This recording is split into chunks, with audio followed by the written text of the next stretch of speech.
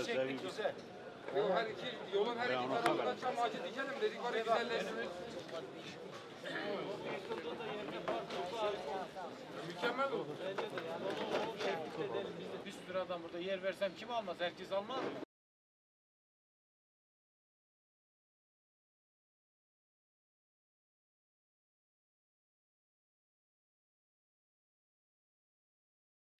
Sen istiyorsun, mesela bir gün Bak ya öyle çok var mı öyle? Kaç tane var tavuk? Ya burada tavuk yok, kişi var. Ama biz orada kaldırdılar. Hadi vardır, hiçbir şey bilmiyor adam gitmiş. Siz gidin biz muhabbete başladık devam edeceğiz.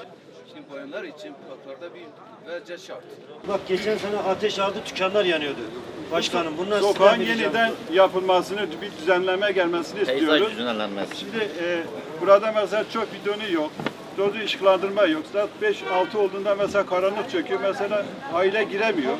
Mesela esnaf için iyi olmuyor. Müşteri geliyor, o kirli görüntüyü görüyor, bana yorum yapıyor. Onu diyorum, yoksa Adama malzeme geldi. Nasıl? onu diyorum işte. Ekmek istedik, bu da yerinde değil. Başka yanımızda görünce İfade edebilecek bir adama bütün en işlekçe sokak. Sayın Kaymakamım. Evet. Bir çözüm bulun. Yani en azından bize bir yer mi yaparlar aynı peynirciler gibi? Yani siz de bir sunarsanız arkada bir katkı sunsanız söyleseniz de bizden ilgilenseler. Burada araçlardan dolayı dükkanlarımız var. Ondan sonra bakacağız. Ama o şekilde olmaz. Çünkü bizde burada hak mahrumiyeti oluyor bizde. Yeriydi zaten burası. Bak değil bir iş yeriydi. Yani altı otopark üstü işhanı gibi. Sayın Kaymakamım zaten zamanında Aydın Talay Bey'in döneminde Bizi çıkarttıkları zaman altı otopark üstü iş merkezi diye bizi çıkarttı. Amacımız hem yerinde görmek. Ben kendim de bazen çıkıp dolaşıyorum.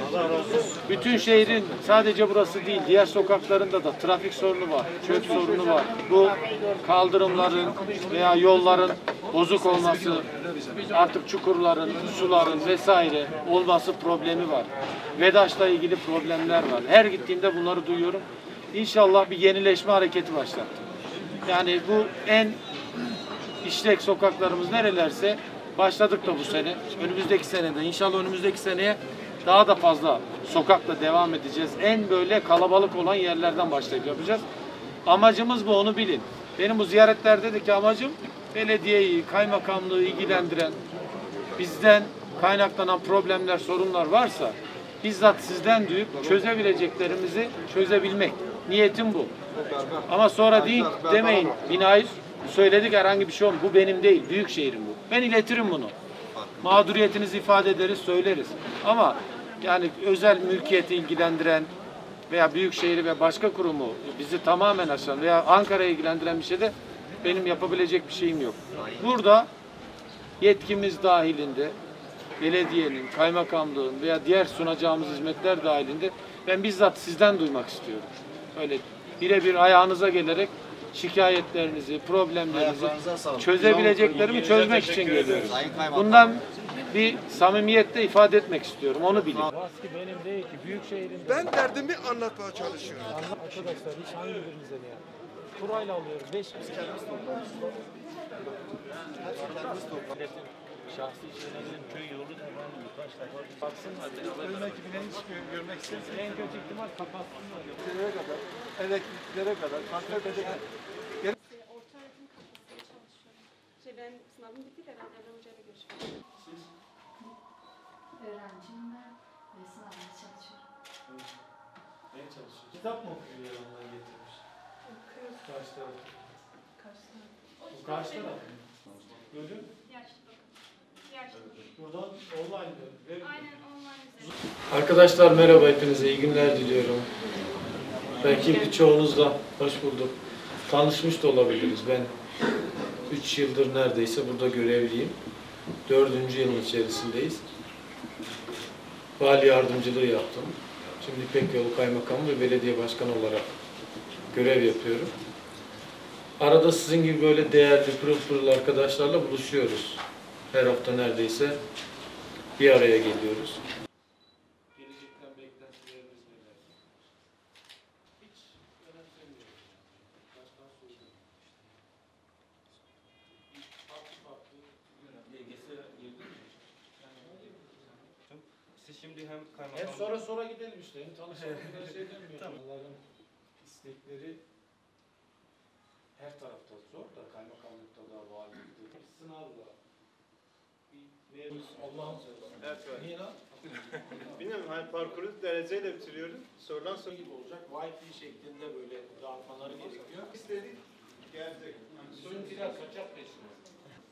Baskine bir tane şey patlamış. Altyapı. Öncelikle bize bu şansı verdiğiniz için Sayın Valim çok teşekkür ederiz. Gerçekten hani gurur duydum gerçekten. Şimdi öncelikle 2 sorun var, sonra bir talebim var Sayın Valim. Öncelikle gençliğe, hani gençlik adına ne projeleriniz var? Çok farklı branşlardan yetenek taramaları vesaire yaptık. Pandemiden ötürü bir şey de yapamıyoruz şu an. 11-12 tane branşta başarılı arkadaşları topladık. Müzik sınıfları açmayı planladık. Tiyatro sınıfları, tiyatro kulüpleri kurmayı planladık. Görsel sanatlarla ilgili resim vesaire. Burada başarılı olan arkadaşları planladık. Bütün okullarda ama sadece hani bir yerde açalım diye değil. Pandemiden ötürü yani işte ancak bazılarını hayata geçirebildik. Köylerde 30 tane kırsal mahallemiz var, köyümüz var. Hepsinde spor alanları, spor sahaları yapmaya başladık. Merkezde de aynı şekilde. Kapalı veya açık spor alanları, spor sahaları yapmaya başladık. Aralarında ligler kurduk. Onlara kıyafetler vesaire artık spor ekipmanları verdik. Aldığı kararı ikiniz beraber almıştık. Bu Ayasofya kararını.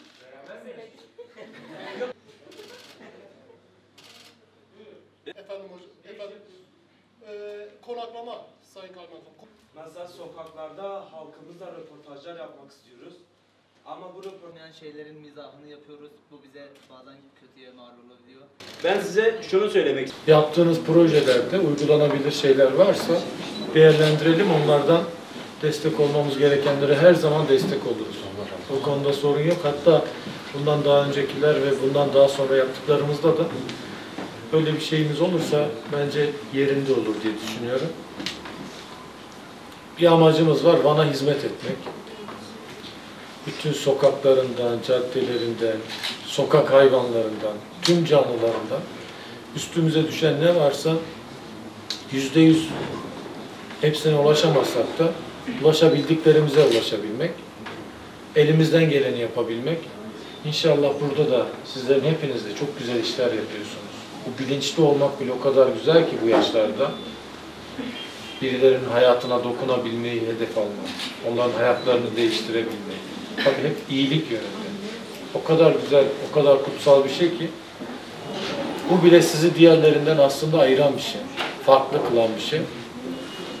Farklılıklarınız da çok güzel. Hepiniz aynı düşünmek zorunda değilsiniz. Bunu hiçbir zaman unutmayın. Farklılıklar da çok güzel. Ben hepinize başarılar diliyorum. Hep mutlu olun. İstedikleriniz hep karşınıza çıksın. İyi insanlarla karşılaşın.